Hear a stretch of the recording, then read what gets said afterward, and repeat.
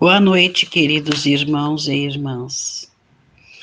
Nos encontramos novamente reunidos para mais um momento de estudo e de reflexão sobre as lições do Evangelho segundo o Espiritismo.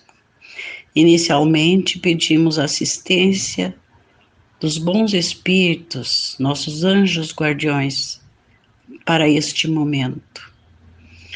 E que em todos os lares que estejam ligados a este Evangelho possam receber do mundo espiritual fluidos benéficos de muita paz e de muito esclarecimento.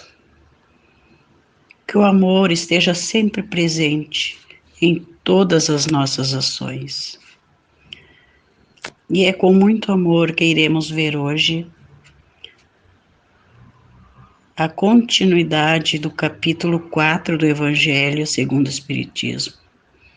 Ninguém poderá ver o reino de Deus se não nascer de novo. Hoje nós analisaremos os itens 6, 7 e 8 do assunto ressurreição e reencarnação. Estes itens poderão nos dar um melhor entendimento sobre o assunto. Então, iniciamos pelo item 6. A ideia de que João Batista era Elias e de que os profetas podiam reviver na terra se nos depara em muitas passagens dos evangelhos, notadamente nas acima reproduzidas, número 1, 2 e 3. Se fosse errônea essa crença, Jesus não houvera deixado de a combater, como combateu tantas outras. Longe disso, ele a sanciona com toda a sua autoridade e a põe por princípio e como condição necessária, quando diz: ninguém pode ver o reino de Deus se não nascer de novo. E insiste acrescentando: não te admires de que eu te haja dito ser preciso nasças de novo. Estas palavras, se um homem não renasce da água e do Espírito, foram interpretadas no sentido da regeneração pela água do batismo. O texto primitivo, porém, rezava simplesmente: não renasce da água e do Espírito. Ao passo que, em algumas traduções, as palavras do Espírito foram substituídas pelas seguintes: do Santo Espírito, o que já não corresponde ao mesmo pensamento. Esse ponto capital ressalta dos primeiros comentários a que os evangelhos deram lugar, como se comprovará um dia, sem equívoco possível. Para se apanhar o verdadeiro sentido dessas palavras, cumpre também se atente na significação do termo água, que ali não fora empregado na acepção que lhe é própria. Muito imperfeitos eram os conhecimentos dos antigos sobre as ciências físicas. Eles acreditavam que a terra saíra das águas e que por isso consideravam a água como elemento gerador absoluto. Assim é que na Gênesis se lê: o Espírito de Deus era levado sobre as águas, flutuava sobre as águas.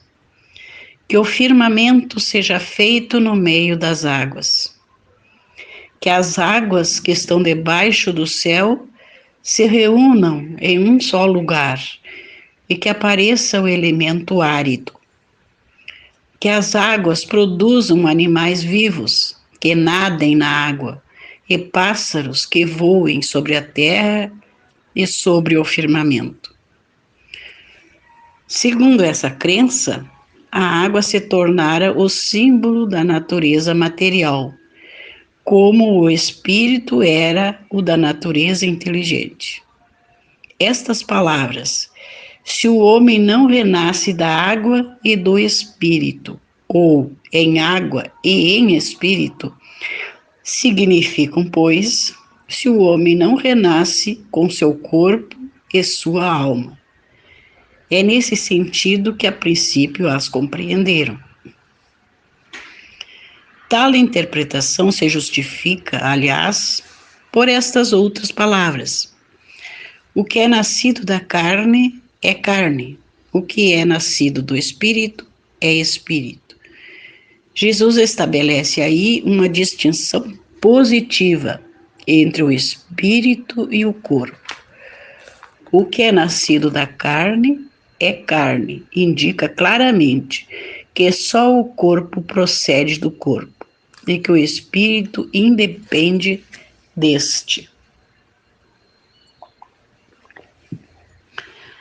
Então vejamos então, meus irmãos, pela leitura destes itens, nós percebemos que os antigos judeus acreditavam, ainda que de maneira vaga, na reencarnação. Isto é, eles acreditavam que o homem poderia viver de novo, porém não sabiam como isso poderia acontecer. E usavam o termo ressurreição para o que o Espiritismo chama de reencarnação. Refletindo sobre esses dois termos, nós entendemos que ressurreição é a reanimação de um corpo já morto, é voltar à vida no mesmo corpo, o que a ciência comprova ser impossível. Já a reencarnação é a volta à vida do mesmo espírito, mas em um outro corpo, criado especialmente para ele. É nesse sentido que consideramos as palavras de Jesus verdadeiras quando diz: é preciso que nasças de novo. E esta outra: ninguém pode ver o reino de Deus se não nascer de novo. Ao dizer isso, era da reencarnação que ele falava. E observemos bem a expressão ninguém, como aqui está posta. Ela quer dizer que todos os homens, sem exceção, terão de passar pelo processo das reencarnações sucessivas até chegar à perfeição, ou seja, ao reino de Deus. Sendo estes um dos objetivos da encarnação do Espírito, a sua purificação, a sua evolução. Agora analisemos esta afirmação de Jesus. Se o homem não renasce da água e do Espírito. Aqui a água representa o elemento material. O homem deve renascer em corpo, em matéria e em espírito. Por falta de uma melhor interpretação, os homens da época incorporaram o hábito da água ao batismo. Tanto que ao tempo de Jesus, o batismo era realizado nas águas dos rios. E ainda hoje esse costume se conserva em algumas religiões.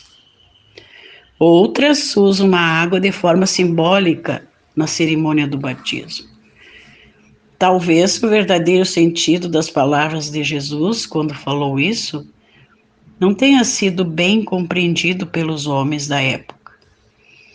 Até porque os conhecimentos de então não eram muito avançados para entender essa forma alegórica que Jesus tinha de falar. A ciência ainda era pouco desenvolvida. E certas coisas não eram bem entendidas. Ficavam na dependência da interpretação de cada um. Devido ao conhecimento de que os primeiros seres vivos devem ter surgido na água, esta tornou-se o símbolo do elemento material, gerador de todos os outros, assim como o espírito é o símbolo da natureza inteligente. Penso, caros irmãos, que é nesse sentido que devemos interpretar as palavras de Jesus. É preciso que o homem nasça da água e do Espírito, isto é, que renasça com sua natureza material e sua natureza inteligente, espiritual. E reconhecemos que para os homens da época esta ideia fosse de difícil compreensão. Porém, hoje nós temos a doutrina espírita a nos esclarecer, graças ao trabalho meticuloso de Allan Kardec, nos colocando a reencarnação como um novo nascimento. Devemos, pois, ser gratos ao codificador, que nos possibilitou o acesso a esses conhecimentos, os quais vieram nos trazer luz para percebermos o que ainda era obscuro.